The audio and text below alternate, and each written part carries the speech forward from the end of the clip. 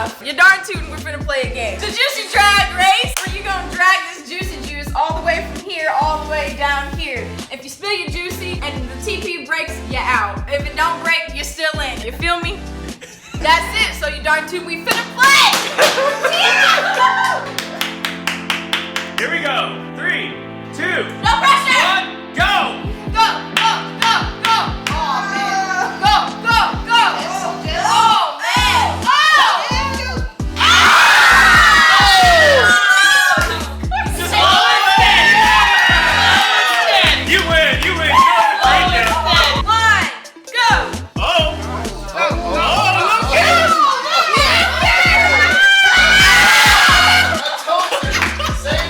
So Lucas wins. Yeah. 3, 2, 1. Go, go, go, go, go, go, go, go, go, go, go, go. Oh my gosh.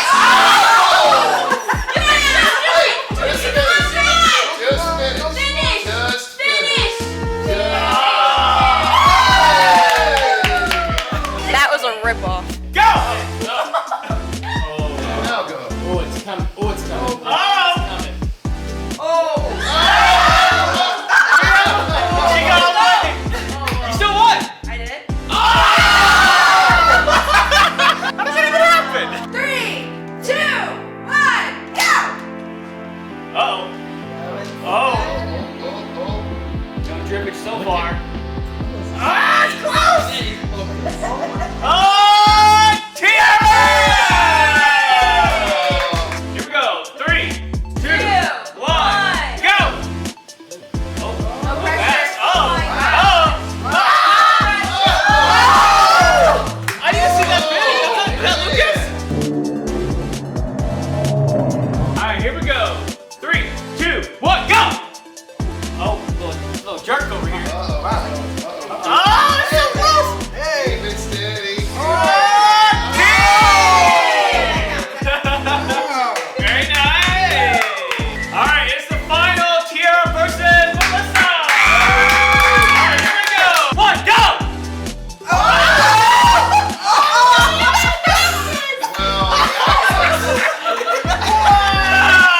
Round 2 for the final, here we go! 3, 2, 1, go! Oh! Lucas is about to win it! Not once, but twice! Melissa won it! Very nice! Very good, Melissa. I'm happy for you.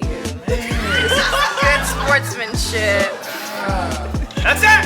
Woo!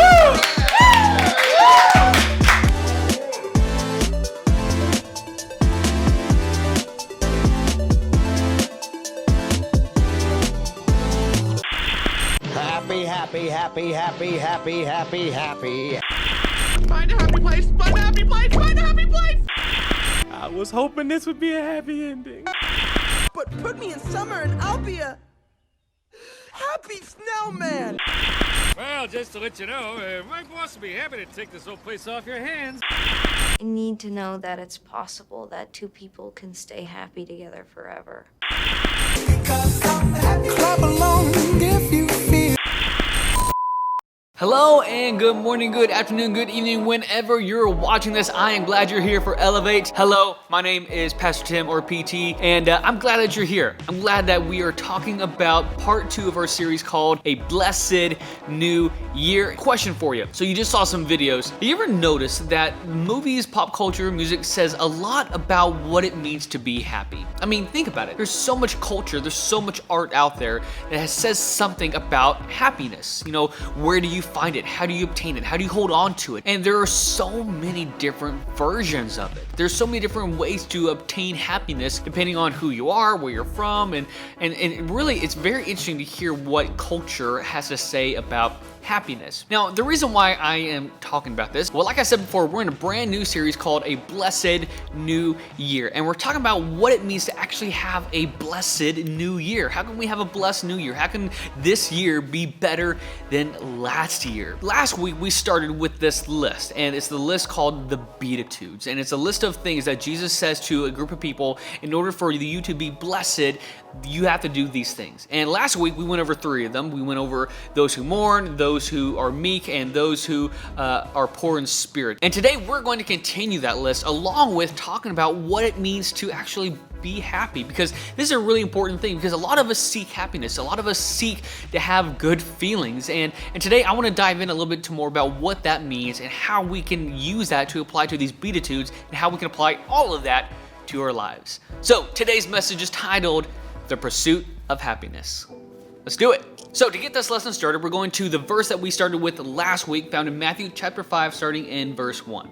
Let's read it. Now when Jesus saw the crowds, he went up on a mountainside and sat down. His disciples came to him and he began to teach them. He said, "Blessed are the poor in spirit, for theirs is the kingdom of heaven. Blessed are those who mourn, for they will be comforted. Blessed are the meek, for they will inherit the earth." Okay, so last week we started talking about the differences between blessed and blessed. And as we were talking about that after the video in groups here at the church, which you should totally come, I noticed that it got a little hard to understand. Maybe I wasn't clear enough in the first video, maybe it was just a little confusing, so I wanted to kind of simplify it and make it really simple for us here and now. The word blessed or blessed is the same word for us in the English. It's the one word spelled exactly the same way. But for the original language that it was written in Greek, there's actually two words with two slightly different meanings. Blessed is the word eulogio,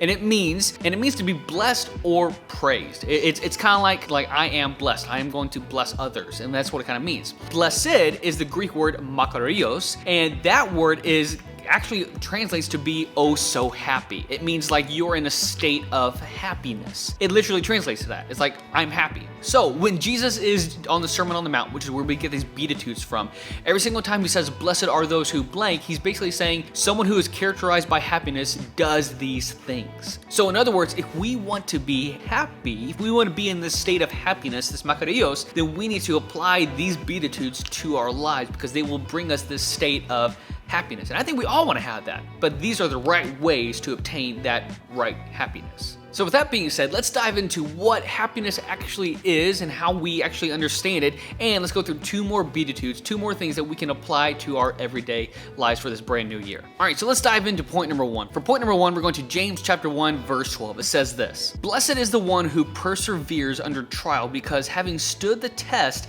that person will receive the crown of life that the Lord has promised to those who love him." Okay, so there's a movie that I watched a really long time ago, and let me just warn you, I can't remember the last time I saw it, and I don't remember if there's any bad things in there, so if it is a bad movie, don't watch it. But the illustration's good. It's the movie called Click. It has Adam Sandler in there. Long story short, he has a life that's very busy and frantic, and there's just a lot of work going on. And so he comes across this magical remote. I don't have one, but like a remote control. And this remote control can basically do anything with time and in life. So like he can fast forward time, he can rewind, he can pause, he can do whatever things, and he uses this remote to do just that. He fast forwards past boring parts. So like if you were in school, you could just fast forward all the boring parts, or if you want to pause a moment and just like take in a moment, you can. And so he does this for a really long time, and what ends up happening though is that he ends up using this remote and he uses it too much. I think I remember he fast forwards too far into the future, and basically he kind of just ruins all of his relationships. Everything turns out not so great. And what's so interesting about this movie is that he was doing with this remote, he was trying to have happiness. He was trying to do things that would make him happy in the moment. But what he would learn later on is that happiness is not all about the short-term emotions. It's not all about what can you obtain right here, right now, but rather happiness is actually kind of more of a long-term thing. In fact, for point number one, happiness is a result. Happiness is what happens when you continually do the good things, the things that God has called you for, doing the things that actually mean something, and you then obtain that happiness. Now, you can have happy emotions. You can like enjoy a game or something, and that comes, like that happy emotion comes up. But overall, that makarios happiness that we're talking about, that is attained over a long period of time, or not a long period of time, but it's a result of being good and doing things that God has called you to do. That's important because a lot of times we get upset because we do a lot of things really quickly, right here, right now. Like, I want to play this video game. I want to watch this Netflix show. I want to do these certain things, and we're happy in these small moments, but then as time goes by, we just find ourselves dull, or bored, or we become addicted to those really high feelings of happiness, and we try to just keep doing those things over and over, but you never reach this state of I am happy. But rather it's just you're reaching for those small moments of happiness. And so makarios, this true happiness, is a result of doing the right thing, which actually leads us to point number 2. And for point number 2, we're going to Matthew chapter 5, starting in verse 6 with the Beatitudes that we left off from last week. And it says this: "Blessed are those who hunger and thirst for righteousness, for they will be filled." Have you ever noticed that the biggest regrets that we usually have in life come from doing the wrong thing? Now, I know that sounds like an obvious thing, but think about it. We don't ever go look back in our life and go, wow, man, I just wish I would have picked the wrong thing to do. I wish I would have picked that dumb thing to do. No, but rather, a lot of times we go back and we wish, wow, I wish I would have chosen to do the right thing. I wish I would have chosen the better path. I wish I would have done something that actually meant something. You know what I'm saying? When we think about life, when we think about happiness, a lot of times we choose the wrong things because we choose the short-term happiness that I was talking about earlier, instead of trying to choose the long-term, the happiness as a result kind of happiness. And in this passage, in this Beatitude, I think Jesus is making something very clear, that in order for us to truly reach this makarios, this true state of happiness, we need to hunger, we need to have thirst for doing the right thing. I mean, I always think about like when people are out in the desert and it's just so hot, and I mean, it's Texas, I guess, in the summer. Whenever it's really hot, you can become thirsty and you want water. That's what Jesus is talking about here, is that he wants us to have thirst, like a desperate thirst to do the right thing. And when we have that kind of right thing, that's the kind of stuff that brings us true happiness. You see, when we choose to do the right thing, that actually results in us being happier. It's like we are filled with less regret. It's like even if things don't end up the right way, at least we did the right thing. Now, a lot of times we like to cut corners. We like to try to get somewhere faster. This Christmas, my wife got me an early Christmas present, and that is the video game, Assassin's Creed Valhalla. I'm an Assassin's Creed fan. I love the series. I've played every single game. I just love them. As I'm playing this game, one night I'm playing it, and I come across this really hard, kind of like a mission, like this side, I can't find something in the game. And I get really frustrated because I'm spending like 10-20 minutes just trying to find something that I can't find. And so I decide to go on my phone and start looking up, how can I just find this thing? But my wife walks in and Jessica goes, "Tim, are you cheating?" And I go, "No, I'm not cheating. I'm just looking for this thing so I can get on with the rest of the mission."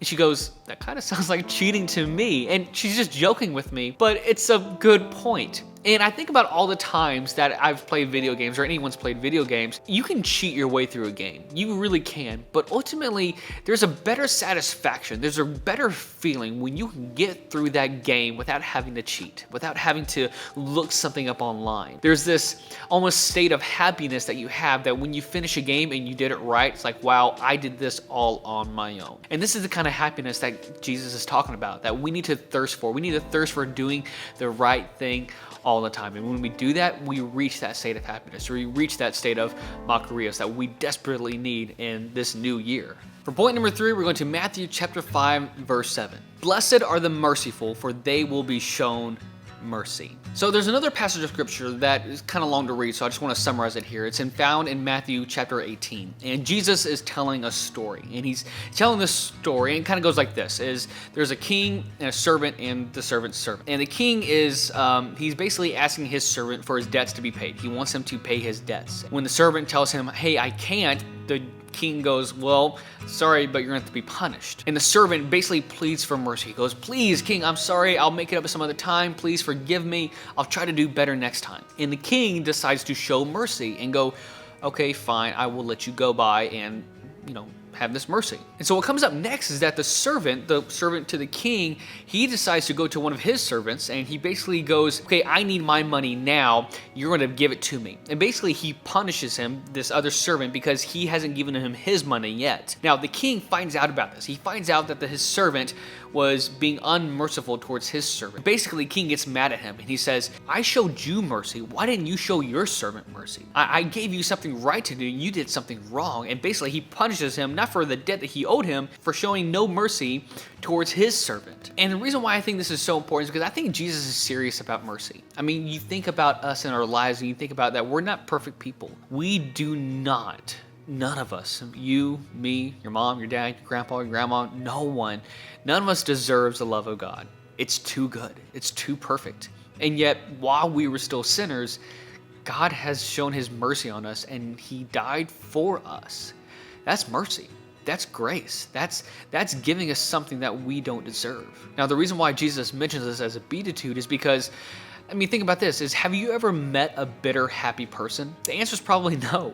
You've probably never met someone who is bitter and happy at the same time. It just can't happen. People who are bitter are people that hold on to things. They feel like they have been treated unfairly, that they should have revenge, that they should have the things that are owed them. And yet Jesus is saying for us to be happy, in order for us to have this state of happiness in our lives, we need to be merciful. We need to forgive others. We need to let go and let God take care of things. And that's a hard thing to understand because a lot of times when people do us wrong, we feel like we have to have some kind of justice. But sometimes justice doesn't belong to us. Sometimes it belongs to God.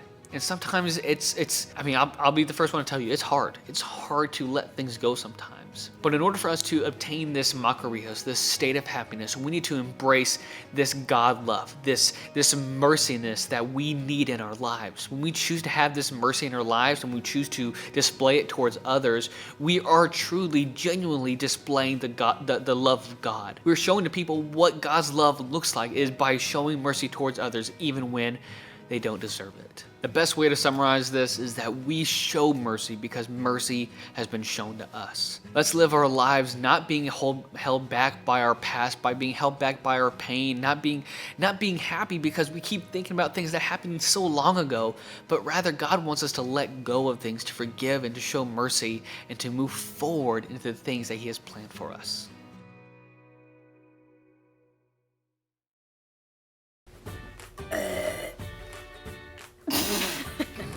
What's up, you guys? Thank you for joining us for today for the fun challenge and the message. Yes, and make sure to like, comment, subscribe, and ring that bell, which is somewhere. Ring-a-ding-ding. So you can get notified. Yeah, you guys need to know about all the stuff that we're dumping on you because literally, it's so much. It's good content. But it's quality. Yes. So, that's all from us. See you guys next time. We love you guys. Bye.